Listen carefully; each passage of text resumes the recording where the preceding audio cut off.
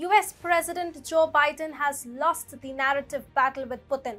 His efforts to isolate Putin in global diplomacy have failed, leaving him humiliated. So he has now chosen Japanese PM Fumio Kishida to receive his share of global humiliation. Hi and welcome to TFI Global, the foreign affairs and geopolitical analysis arm of TFI Media Group. I'm your host Tejasvi Malhotra. Let's begin. Japanese Prime Minister Fumio Kishida is on a long international visit with the avowed goal of bringing the East-West divide to Russia. The visit started with Indonesia and is to be followed by Vietnam, Thailand, Italy and the UK before returning to Japan next Friday. During his week-long trip, Kishida will try to bring some kind of unity on the issue of Russia-Ukraine war between Europe and Asian powers. Earlier, Biden was the one doing this job. However, he got himself humiliated.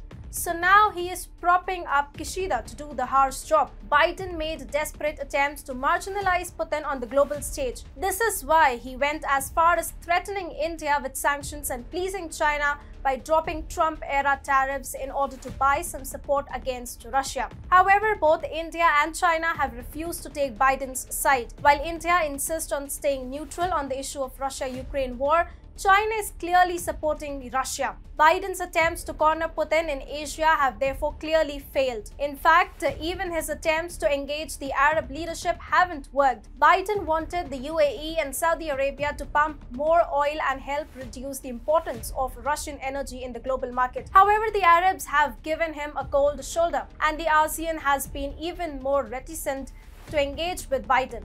The US president wanted to have a meeting with ASEAN nations. However, Southeast Asian leaders didn't even answer his phone calls, leaving him humiliated. Even Europe hasn't entertained Biden's request of taking on Russia.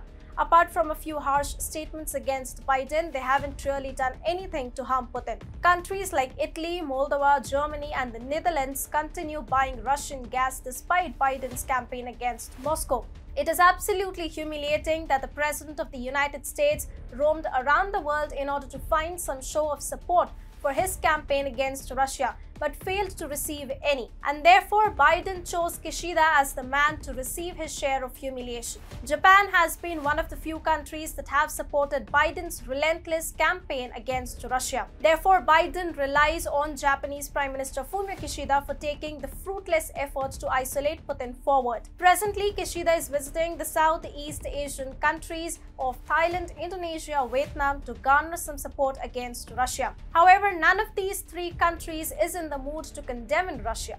In fact, Southeast Asia has remained averse to rubbing Putin the wrong way. Singapore is the only country that has joined the US-led effort to punish Russia with sanctions. Laos and Vietnam, in fact, abstained from voting against Russia on a United Nations General Assembly resolution. Kishida thinks that his Europe-Southeast Asia tour will bridge the divide between two different parts of the world. However, it is not going to happen. Countries like Indonesia and Vietnam have enjoyed friendly and mutually beneficial ties with Russia, so they are quite likely to ask why they should jeopardize their relationship with Moscow. It will be even harder for Kishida to convince countries like India, the UAE, and Saudi Arabia when it comes to Russia, given their close working relationship with Moscow. Ultimately, the Japanese PM is going to end up embarrassing himself. Kishida is thus committing a huge blunder by taking Biden's share of humiliation.